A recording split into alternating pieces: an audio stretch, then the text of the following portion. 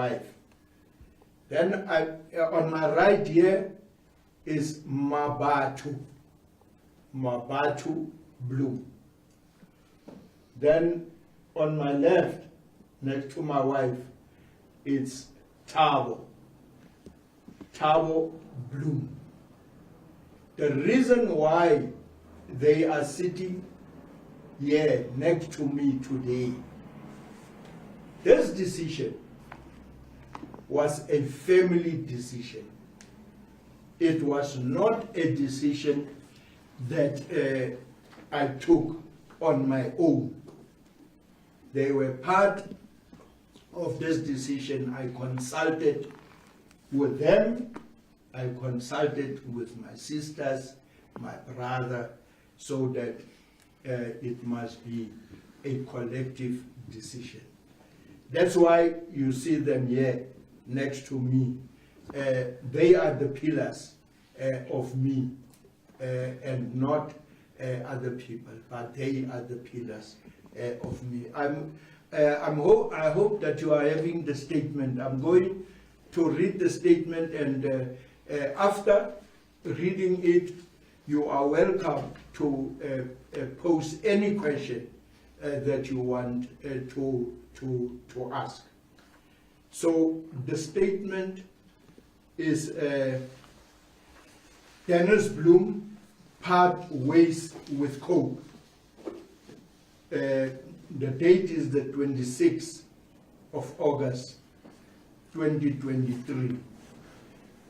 I've already greeted all of you who's here, but I must also say greetings to the people at home and the members and supporters of the Congress of the People that are listening. I called this media briefing today to give reasons for my decision to resign from COPE. I must say it was not an easy decision, but circumstances forced me to take that necessary decision. You know, it is not easy to part ways with a person with whom, when one have worked worked for over 40 years. I have worked with Comrade Terra Lekota for over 40 years. I know him better than anyone in the Congress of the People. I must say from the onset that I am not here to get involved in a boxing match with Comrade Terra or the COPE leadership, but rather to explain my decision. Now, the reasons why I took this decision, there are many reasons for the decision that I took, but I'm not going to mention all of them. I will only mention a few of them. The first reason was the expulsion from the party of the Deputy President of COPE, Comrade Willie Madisha, and COPE Secretary for Elections, Comrade Mzwandile Kheko.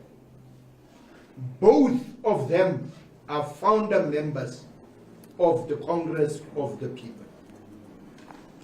To make things worse, Comrade Madisha was removed last week as a member of parliament and replaced by Tebo Luwate. The second reason is the removal of the National Treasurer, Comrade Theo Gordon, as a signatory on all COPE bank accounts. Mr. Likota replaced him with his friends as one of the bank signatories.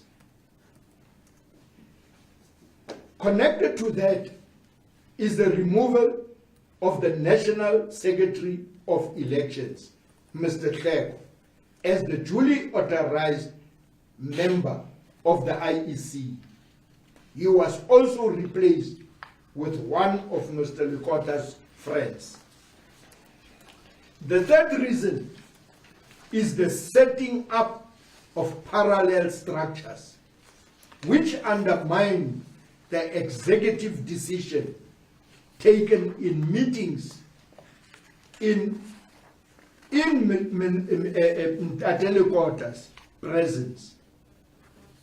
In one such meeting, we decided to revive and establish provincial interim structure committees, PICs, because all the structures had either disappeared or were dysfunctional. We launched 8 PICs, provincial interim committees: Eastern Cape, Western Cape, Northern Cape, Northwest, Free State, Gauteng, Mpumalanga, and KwaZulu-Natal. It was only Limpopo that was left. Mr. Likota approved the funding of the launching of these PICs. He accompanied us to 4 provinces: Northwest, Eastern Cape, Western Cape, and KZN. He was a speaker where he was in attendance when those PICs were launched.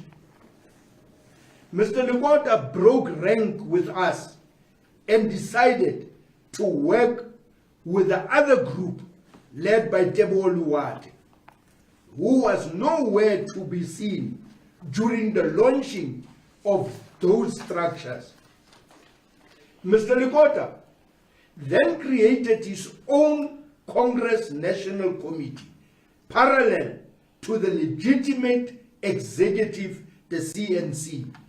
In my view, the aim was to cause havoc in the party. He was successful because these actions further paralyzed the party. The fourth reason is what happened in Gauteng. In 2021 local government elections, the Gauteng mayoral candidates were approved and introduced by to the media by President Ntate Likota when he knew there were objections from the National Elections Committee regarding the candidates Colleen Makubele, Johannesburg, Makwarela, Tshwane, and Kalipa, Nzipo Kalipa, Ekurhuleni. Let me explain what it means there. We had an objection, myself, Ntate Madisha, Ntate Hleko, to say that we don't know these people. Who are these people? The only person that we knew there amongst the 3 was Nzipo Kalipa, because Nzipo was a founder member of the Congress of the People when we started, and he resigned and he went back to the ANC. But we had objections because it was not approved by us. Then Ntate Likota called Ntate Madisha to say he must come to the media briefing where these people will be introduced. Ntate Madisha, the deputy president, refused. He called Ntate Hleko. Ntate Hleko refused. He called me. I refused, point blank, to say no, we are not going to approve unconstitutional things. I'm just giving a background on this fourth point. The fifth reason is the withdrawal from agreements with all political parties within prior discussion by the party, with multi-party coalitions in municipalities. COPE signed the agreement with the other 7 parties. Mr. Likota, as president of COPE, signed the agreement. To our surprise, Mr. Likota was the one who supported some of our councillors to go against the agreement. He accordingly disrespected his own signature. The sixth reason is the shocking revelation recently that COPE was registered as a company. I personally did not know that COPE was registered as a company.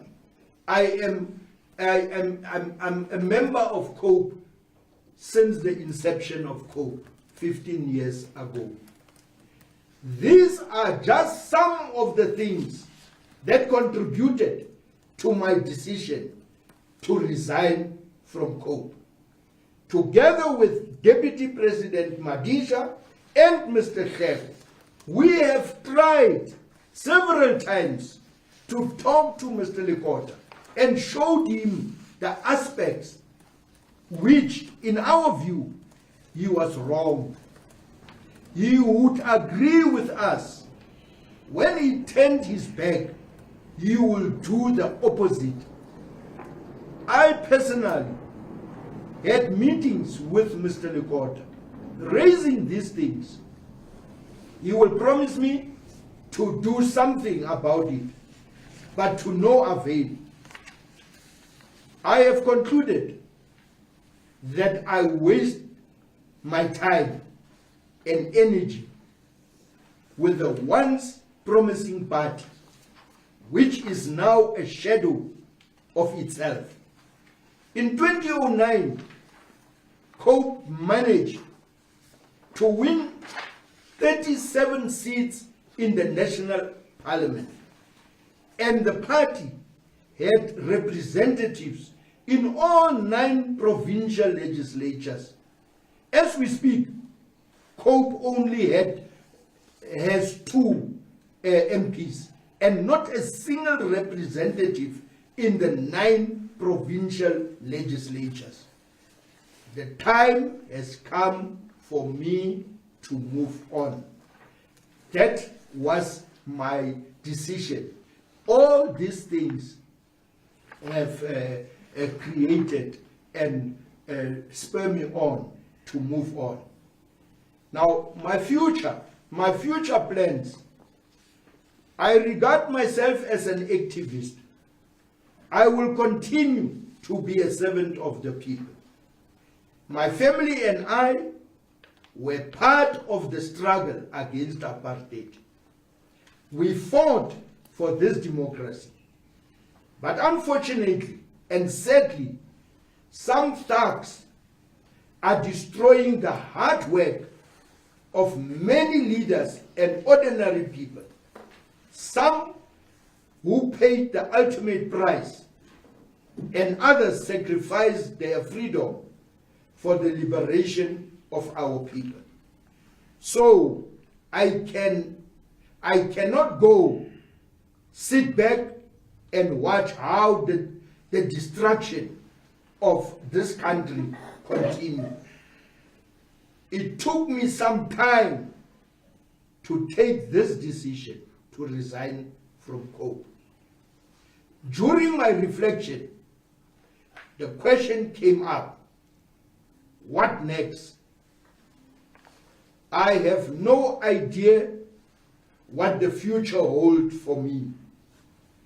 If the situation presents itself, I will join others who believe that there is a role for me to play in the total emancipation of the people of South Africa. Many journalists have asked me if I will join any of the political parties, and my answer is a big no. I will not join any political party. After nearly 30 years in power, many of the freedom fighters who spent months, sometimes years, in detention without trial are turned into beggars. They by their own comrades in government, and the only thing they get is empty promises. These are our people, and they must be held. The majority of the people in our country are disillusioned, and many of them lost hope. I honestly believe that we can still save the situation if we are active in our communities. We must mobilize each voter in the country to stand up and use their powerful weapon, that is their vote. It is only through our votes that we can get rid of a corrupt government. We must use the weapon and vote. It is the only way to change our lives. It is very urgent to give immediate attention to some critical burning issues in the country. The country is sitting on a time bomb. If we do not address these issues, unemployment, crime, gender-based violence, corruption, racism, discrimination, load shedding, water crisis problems, collapse of municipal services, collapse of the rail infrastructure, collapse of the road infrastructure.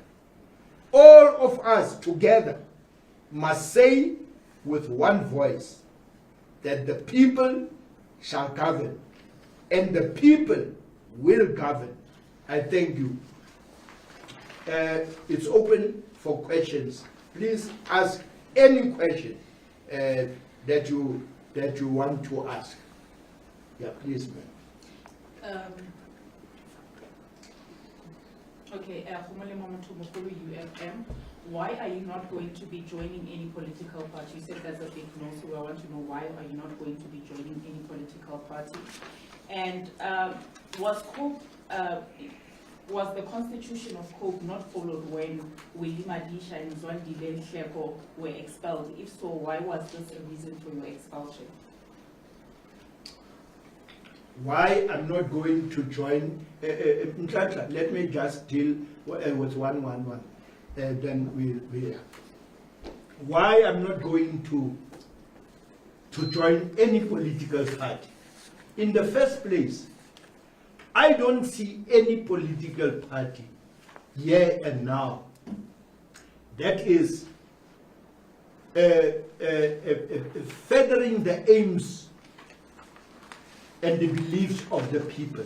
You know, an organization like the United Democratic Front, the UDF, in the 80s, were such a party that was rooted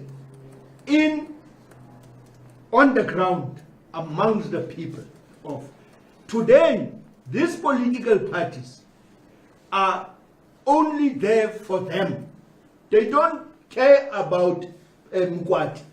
They don't care about the voter who. You see what is going on in the local government. That's why there's this instability, because it is me and you. I'm giving you the mayoral position, you support me. I'm giving you the speaker position, I support you. The people, they have forgot the people.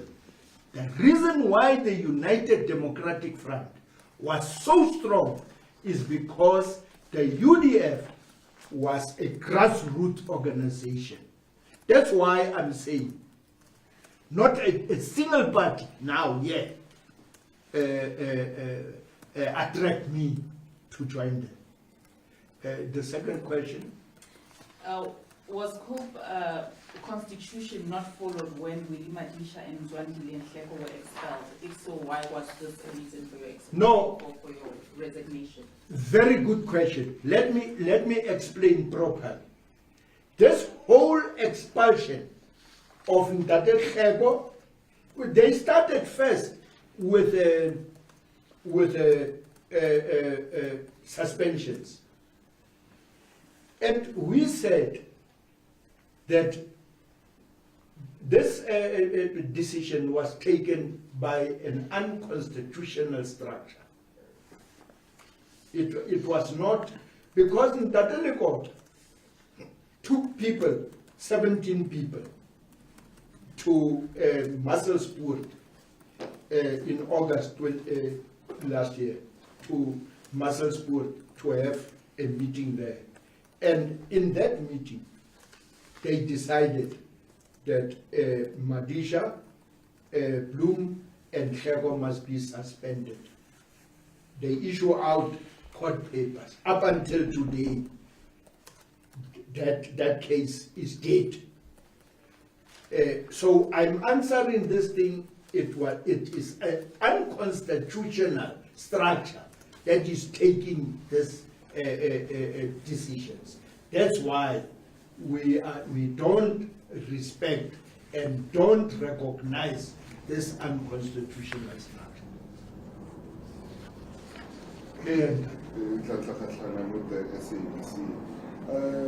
Dr. Bloem, you said every time you speak to Dr. Hleko, he would tend, you would agree and he would do the opposite of what you have agreed upon. Are you resigning because you are dodging a bullet?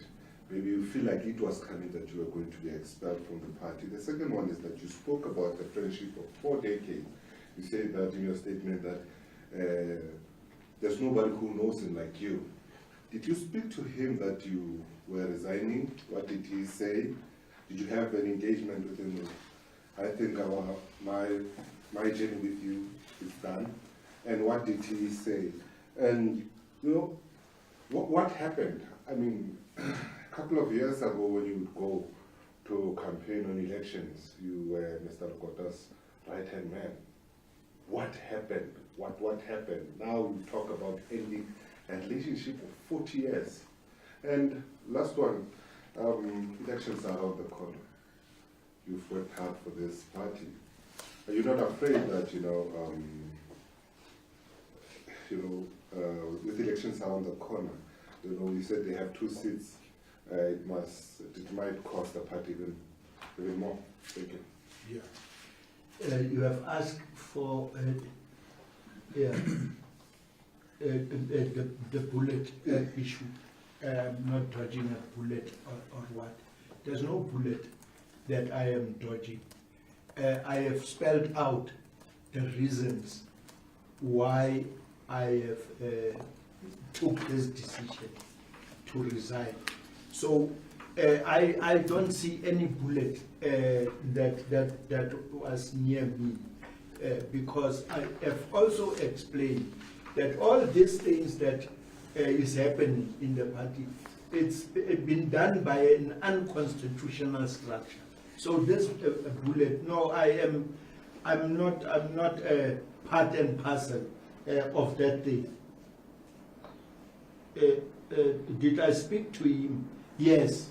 It's for the first time that I am saying this to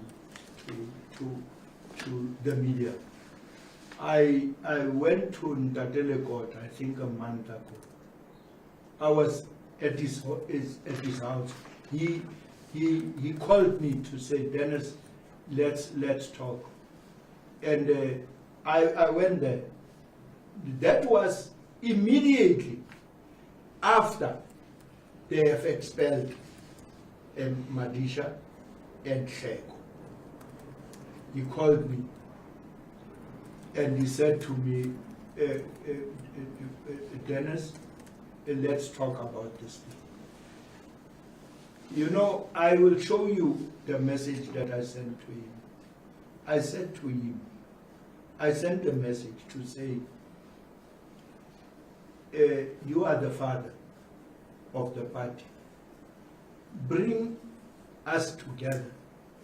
I said to him that I disagree with this decision to expel Madisha and and he said no, then we will continue discussing. I'm answering that question. Yes, I spoke to him about, and I said to him, I'm going to resign from the Congress of the People. That was that time. After the Monday, they were expelled on a Sunday. The Monday I was there at his place. My daughter was with me. She sat in the car. I was there at his house. And I said to him that I'm not happy, and I disagree with that decision. And I am going to resign from COPE. I told him. What happened? A relationship. Ntlantla, everybody is asking the question that you are asking. I'm also asking the question. What really happened? That a relationship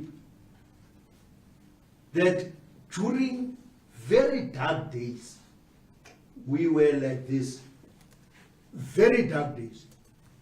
For your information, I was a defense witness in the Delmas trial when he was charged for treason. I went to testify there in Delmas, in Pretoria.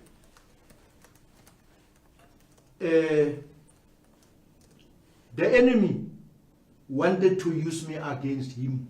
Go and read the Delmas trial. You will see what I'm talking about.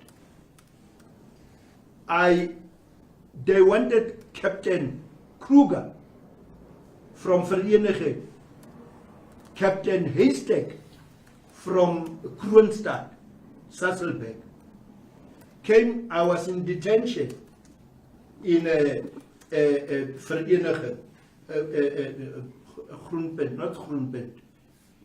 This prison here. I was sitting there.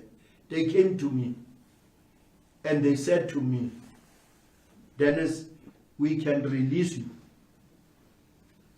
if you are going to listen to us. I said, what? They took me to an office. I was sitting with them. They said, no, if you can just sign. They took out their file. If you can just sign this a statement, affidavit, we are going to release you now. I said, what statement? No, it's your friend, Terra Patrick. They called him Patrick at that time. Patrick Lecourt. You can be released. I refused point blank there in that it's Groenpunt, yeah. This prison is Groenpunt. Grootvlei is in Bloemfontein. Grootvlei is here in between Saselberg and Vereniging. I refused point blank to say I'm not going to turn against. And they sweat at me and said, no, take him back to the cell. And, after my release, go and check the Delmas case. Go and check it. I pointed Captain Kruger and Captain Haystack in the court. I said, these people came to me to say, I must turn, I must sign a document. Sorry. Sorry. They said I must sign a document. I refused. I am just showing you the depth of our relationship. I was prepared, and I'm still prepared. My respect for him will never, ever disappear. It will still be there as a human being and a comrade. My respect. I was prepared to go. They have said to me, those two, Kruger and Hasted, I'm going to Robben Island with them. They wanted to charge me as well in the Delmas trial. I said I'm prepared to go. I'm talking about the 40 years of relationship. It's a relationship that is, you are, the elections around the corner. It's very painful in Tata. It's very painful. We have tried. I can tell you the honest truth. Myself, Deputy President Madisha and Comrade Shep, we have tried. We have revived COPE in all the provinces. The only province that was left is this one, Limpopo. And we were about to go there to put up an interim structure there, interim provincial structure. But all of a sudden things were bad. But we have tried very hard. It's very sad, and it's going to be very hard in Klanka and members. It's going to be very hard. You see, we are left with 9. I'll read to you a WhatsApp that I sent to Ntatelekota on the 25th of June, to say, Ntatelekota, we are 9 months in front of an election. Please bring us together. Please unite us, because we are going to be destroyed as the Congress of the people if we don't unite. So, in Klanka, it's a very painful question. We have tried. Yeah. Okay. Who was first now? No, he can go. All right. Ntebu? Okay, Ntebu, I'm with the SAPC. Dennis, you said you're not going to join any political party, but you said you will join those who believe that there is a role for you to play, Yeah. in the total emancipation of the people of South Africa. Yeah. In your own view, who is the party that you think you can play a role in currently in South Africa? Yeah. And secondly, 15 years ago, you came together with Ntatelekota and the rest of the others, and you formed COPE. Do you think what informed the formation of COPE was something that was, in fact, well researched? Do you think that it was a good thing to form COPE? See, Stephen Bantu people at some point once said it's better to die with the idea that he's going to live than to live with something that is going to die. Was that bound to die because some people were questioning the principle that informed the formation of the party? Yeah. That at some point the ANC will be Zanu-fied, it will become like a Zanu-PF. Yeah. Some people were saying that you left the ANC because you feel that under the ANC, democracy was under siege, the constitution has been violated, and ultimately it will become a party that looks like the ZANU-PF. Was that misplaced? Let me deal with the first question. Not join any political party.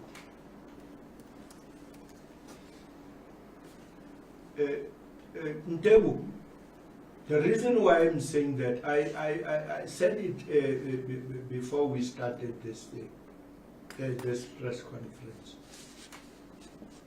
You see, I will hook up with my comrades.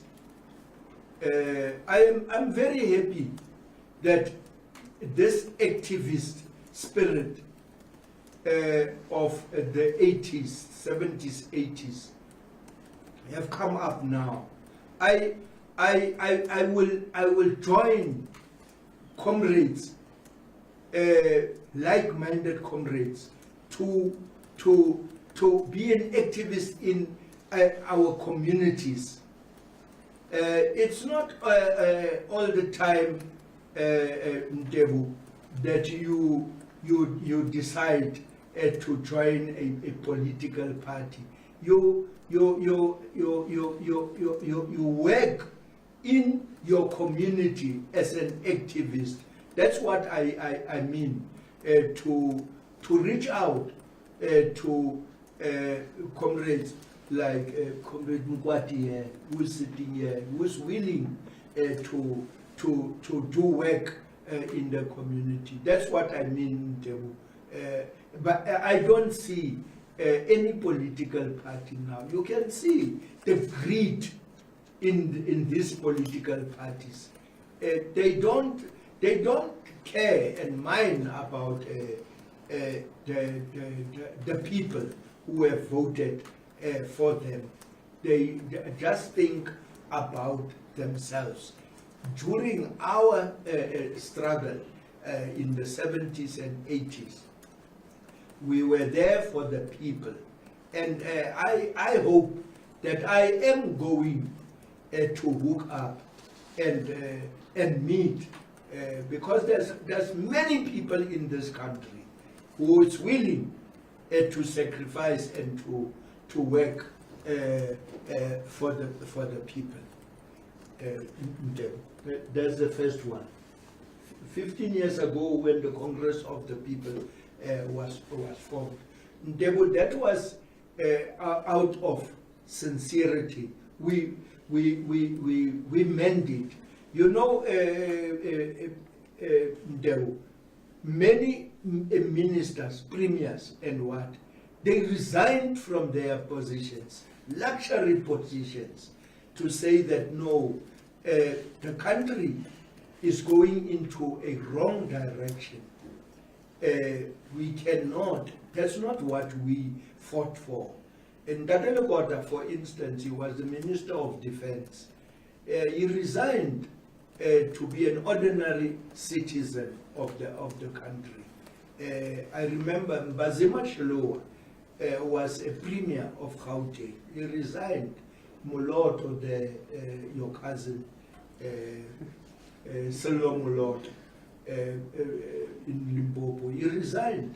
It was commitment to defend the gains of the struggle in Tebu. It was not what people are saying, we were angry and we were emotional, even up to today. I still feel that it was, I will never regret that I have resigned from the ANC. I had a position in the ANC. I'm talking about others, but I also had a position in the ANC. And I could have been a minister in that year when I resigned. But I've put the interest of the country above my own interest. And that was the commitment that we had in the Congress of the People when we formed the Congress of the People. Yeah. All right. Yeah. No, thanks, Molo Kumloto from eNCA. Yeah, I think you are saying that you clearly don't have trust in the existing political parties, yet there's somewhere in your statement where you are calling on South Africa, or you're saying it is only through our votes that we can get rid of a corrupt government. Who must the people of South Africa vote for when you don't have faith in the existing political parties? That is part one. And you say you have no intentions of joining any existing political party. We see people forming parties left, right, and center. People we don't even know. Why are you not forming your own political party? you still have time to contest for next year's elections. Let me answer the last one. I'm not here for the money sake, to form a political party. What we see happening here now in South Africa is that people are ganging up and say that, no, I'm forming my own political party with my friends, without commitment to say we are going to work for the people. You know, I believe when we are saying people must go and vote for, civil society play a very important role in educating our people the correct way. So it is not just a question that no, people must just go and vote for any of this policy.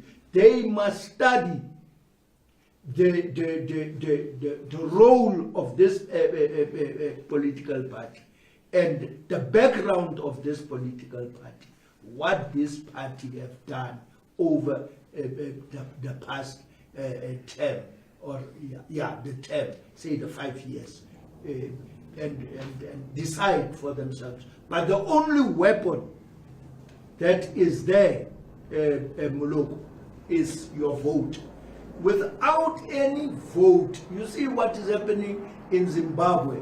Those people will never see freedom when they still stay in South Africa and not go and vote in their own country, because that is their freedom, the vote. Yes, but who must the people of South Africa vote for in exercising their right to vote when you don't believe any of the parties that are existing do not have their interests at heart? The people themselves, they are staying amongst you know, a party, it's a group of people, but there's representatives. Dennis Bloem is part of the Congress of the People, but Dennis Bloem is not like Mabatu or Ta, and they will see that no, Dennis have worked in this. We can go and vote for Dennis. Should they vote for the Congress of the People even when you are leaving? Well, I will never make a decision for people. It is their democratic right to vote for any person, any political party. It will be wrong for any person to direct or instruct people to go and vote for any party. Your other question? No. I just wanted to know if you have intentions of forming your own party, if you still want to remain an activist, yet you don't want to join any existing party. Oh, I see. No, Moloko.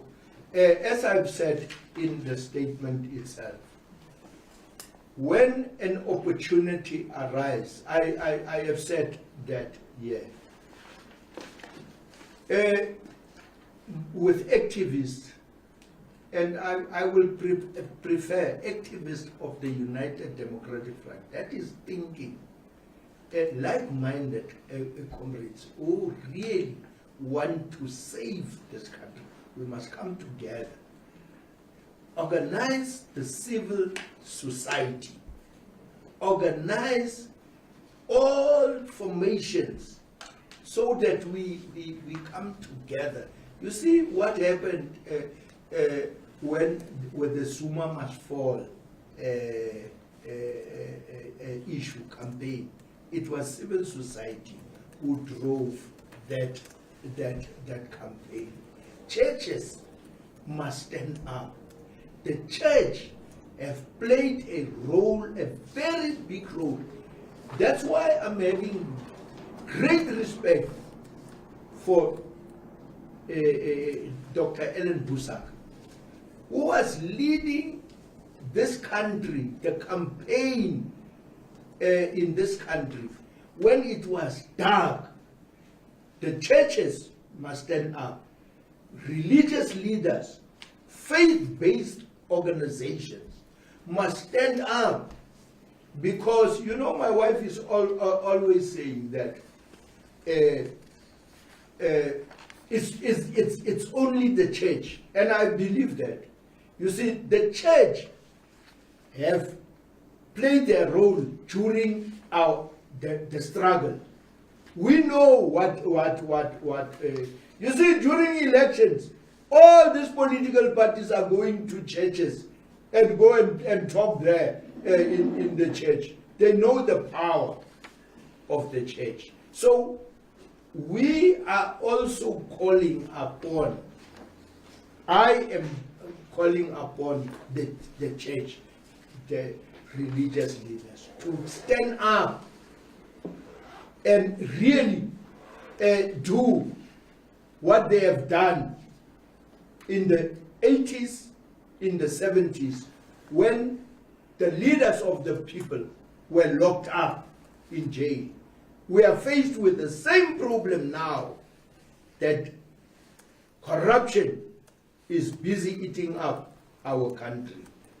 I am very much worried about the future of my children, because, and not only them, but the children of this country, because we can see that the vultures are busy destroying this country.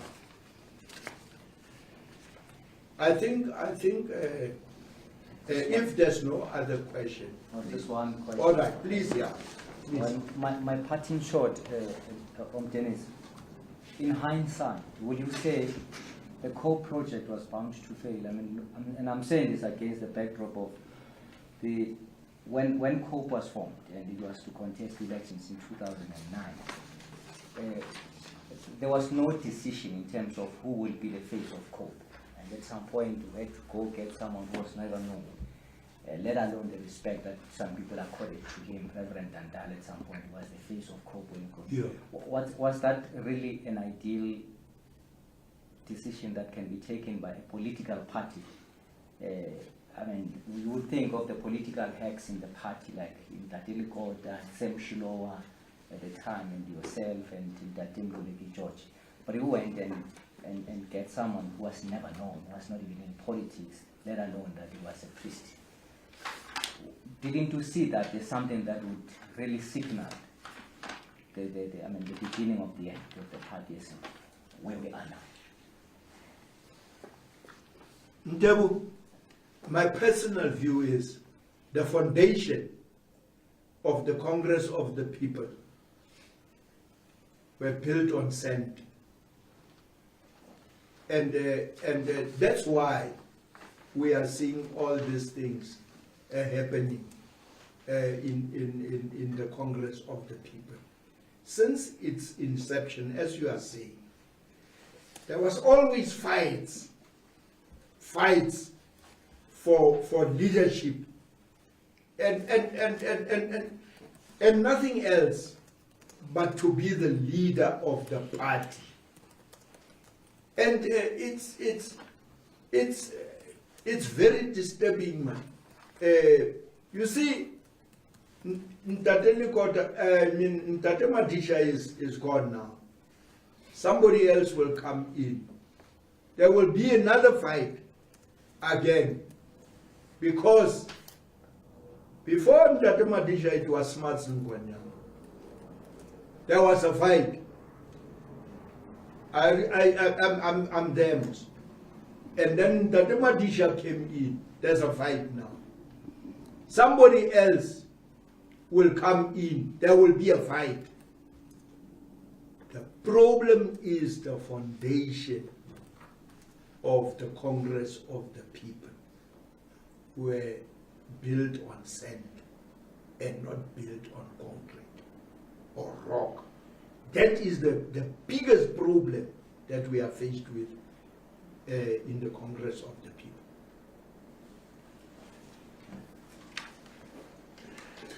Can we have a one-on-one with you? Yeah, no problem.